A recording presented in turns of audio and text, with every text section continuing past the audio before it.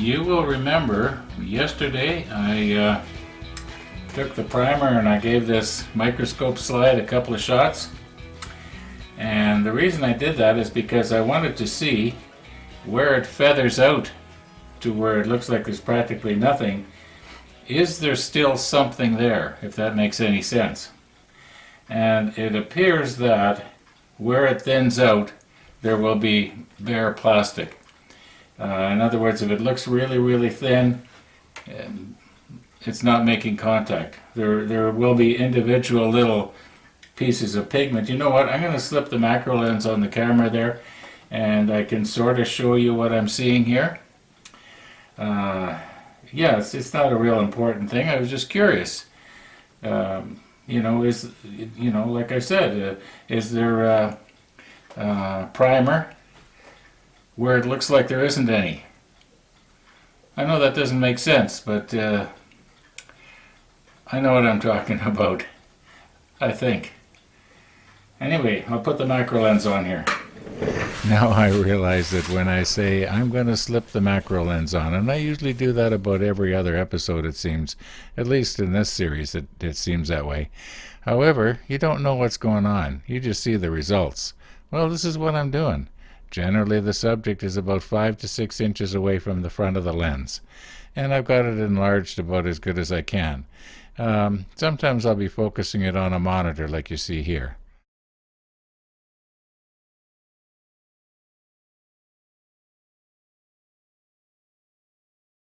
It had been my hope that in the center there, where it appears that we're looking right through, we were actually looking through a thin film of primer, but I think we're just looking through glass. In one of the comments I got on yesterday's video, somebody mentioned the fact that if you Google, something to the effect of decking on battleships, well, you're going to come up with all sorts of different colors, and that is sure true. Now, my son sent me an email, and he sent me a link to where somebody had built a model of the Bismarck, and they had actually used this orangey whatever. And I just wanted to show you what it'll look like if I was to use that color. Now, it looks okay. I guess, maybe people don't actually notice the deck color until they're actually making a model and have to think to themselves, now, what am I going to do about this? Which is where I am right now. Now, a couple of viewers here made suggestions, and one of them was saying, why don't you take 5 drops of the deck tan, and 1 red and 1 green, and see how that would work out. Another viewer thought 5 drops of the deck tan and 1 of the orange brown. Now, the orange brown is a Vallejo paint, and I've been told that Vallejo paints do not work well with mix well with other brands. Now, I don't know. It's not going to hurt. This is the Vallejo, by the way. I know it's in a Tamiya container, but that's what I used to mix it with. So anyway, let's give it a whirl here. See what happens. Now here's another thing. The rest of these paints, they are all acrylic, but this red and green, well, they're just they're sort of a transparent paint. Okay, so we're going to take 5 drops of the deck tan. So here we go.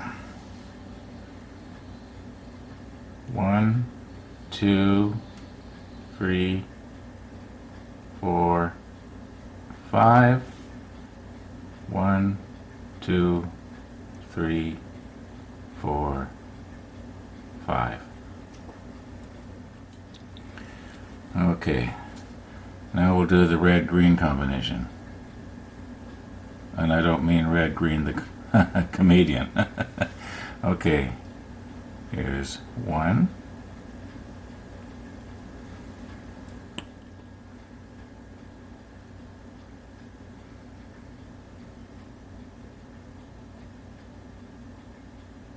And 1 green.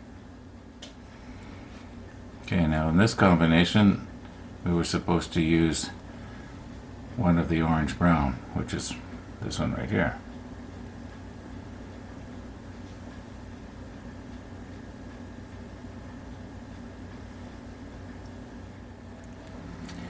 Now maybe I should be using a brush to... I'll use a brush and I'll clean the brush before I mix the other one. Well, this is looking a lot like that. Almost identical, in fact.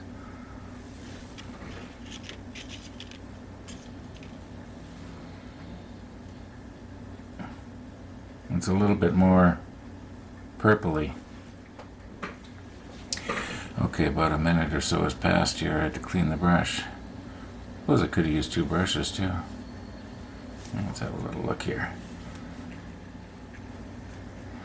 Now remember, this is the Vallejo paint mixing with the Tamiya paint. Well, so far this is the most promising.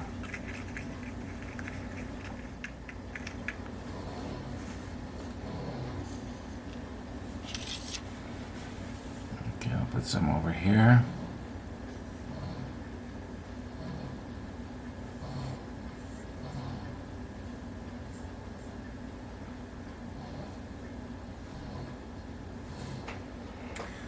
Yeah, that's the most promising, isn't it? Well, I'm going to have to think about it. Well, about 5 minutes has passed here now, and it's not completely dry. Oh, it's pretty near dry. Anyway, I'm not seeing any sign of any kind of weird chemical separation going on here. So, whoever told me that the Vallejo and the Tamiya don't mix, I think it was somebody at the hobby store told me that. Now, the way he said it, it wasn't actually carved in stone, but yeah, that might be the answer, because I think I like this color better than this. For a deck, that is. So, yeah, so if I use 5 drops of this to 1 drop of this, I come up with this. And that looks pretty good. I don't know if I should just go ahead and mix it up, and yeah, I think I'm going to just go ahead and mix up a batch of that. Got another empty bottle here, why not?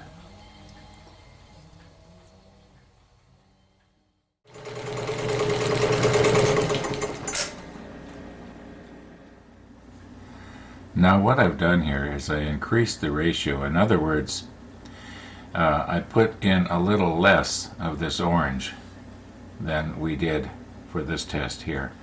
In other words, it's probably a ratio of 7 drops of the deck tan to 1 drop of the orange. So it's going to be slightly different, but let's just check it out anyway.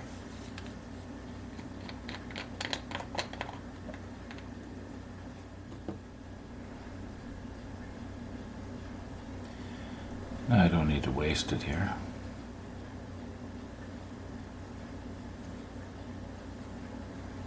Okay, we'll let that dry and see what it looks like.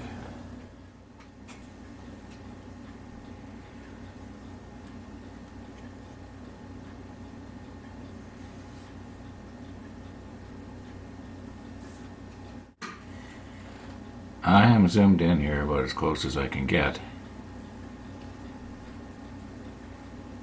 It's still a little bit wet right here, but right here it's dry. And you can see it's a little bit lighter here than it is here. But I do like this better than this. So this is what we're going to go with. This is what I've mixed up. Actually, I can't go back because I've already mixed up the entire jar of this. Looking at this large piece of decking here, I can see that it is probably 95% or more of the planking. There's a few places, like of course where the turrets are going to go, a place like this, and then here where the chains are going to go for the anchors. Well, naturally I don't need to do it there, but there's a lot of places like even right out here, and then practically from here back, except for where the turrets go, It's all planking.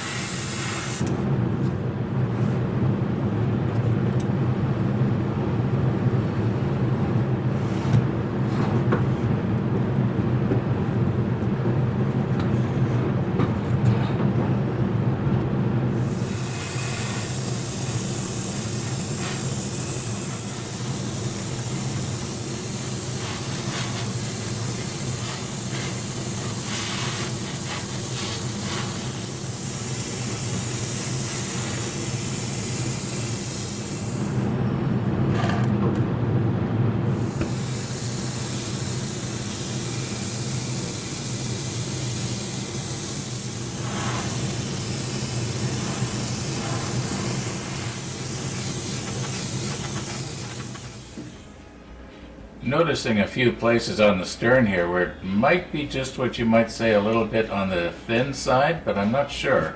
I want to let this paint cure really good, and we'll see how it looks, tomorrow. I think I pretty well got it all though. Yeah, I guess that's it for today. Thanks for watching, and all being well, we'll be seeing you tomorrow.